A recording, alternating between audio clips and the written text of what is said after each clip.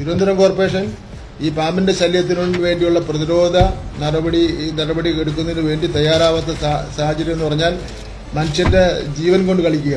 മനുഷ്യൻ എന്തെങ്കിലും സംഭവിച്ചാലും കുഴപ്പമില്ലെന്നുള്ള നിലയിലാണ്.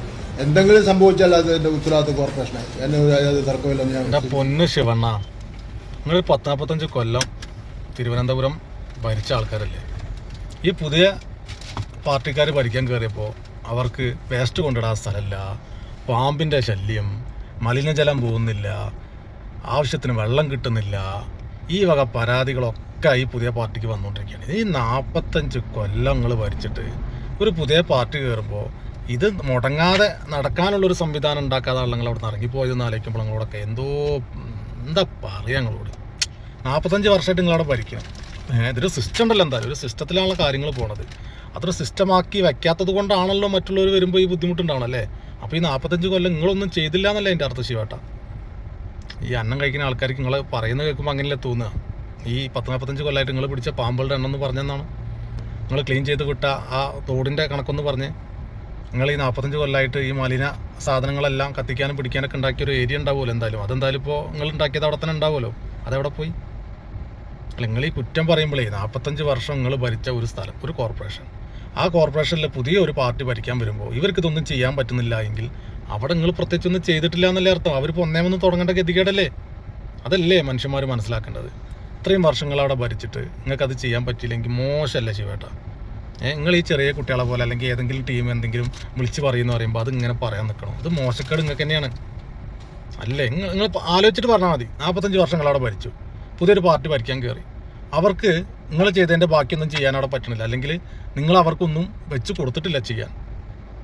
ആരുടെ തെറ്റ്? പുതിയ ഭരണത്തിൽ കയറിയ പാർട്ടിയുടെ അടുത്താണോ തെറ്റ്? അതോ 45 കൊല്ലമായിട്ട് ഇതിനൊരു വ്യവസ്ഥ ഉണ്ടാക്കാത്ത നിങ്ങളുടെ അടുത്താണോ തെറ്റ്? ആ വ്യവസ്ഥ ഉണ്ടാക്കാത്ത നിങ്ങളാണോ 2 മാസം ആയിട്ടുള്ള ഈ പാർട്ടി അല്ലെങ്കിൽ ഈ പുതിയ ഭരണത്തെ കുറ്റം പറഞ്ഞു നടക്കണേ? ഇതൊക്കെ എങ്ങനെയാണ് ആളുകൾ വിശ്വസിക്കുക? ഒന്ന് പറഞ്ഞു തരും നിങ്ങൾ. ഇപ്പോൾ കേന്ദ്ര സർക്കാർ നരേന്ദ്രമോദി ഭരിക്കുന്നുണ്ട്.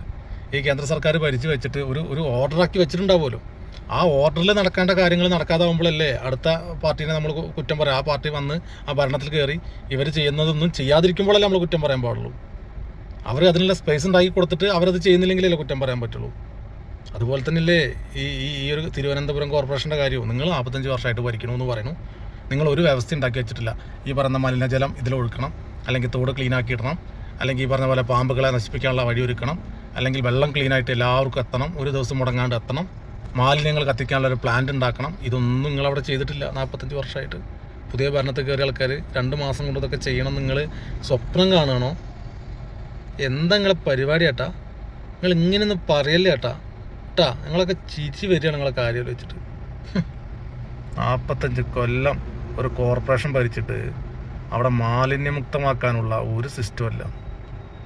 കൈത്തോടും ഈ പറയുന്ന പോലെ പുഴകളൊക്കെ നശിച്ച് കിടക്കണം. ഓടയിൽ നിന്ന് വരുന്ന വെള്ളം പോകണില്ല, നിറച്ചും പാമ്പുകൾ, വെള്ളം മര്യാദയ്ക്ക് വീടുകളിലെത്തണില്ല. കുറ്റം 2 മാസമായിട്ട് ഭരിക്കണ കോർപ്പറേഷൻ. നന്നായിൻ്റെ വളരെ നന്നായിട്ടുണ്ട്. ശരി എന്നാൽ.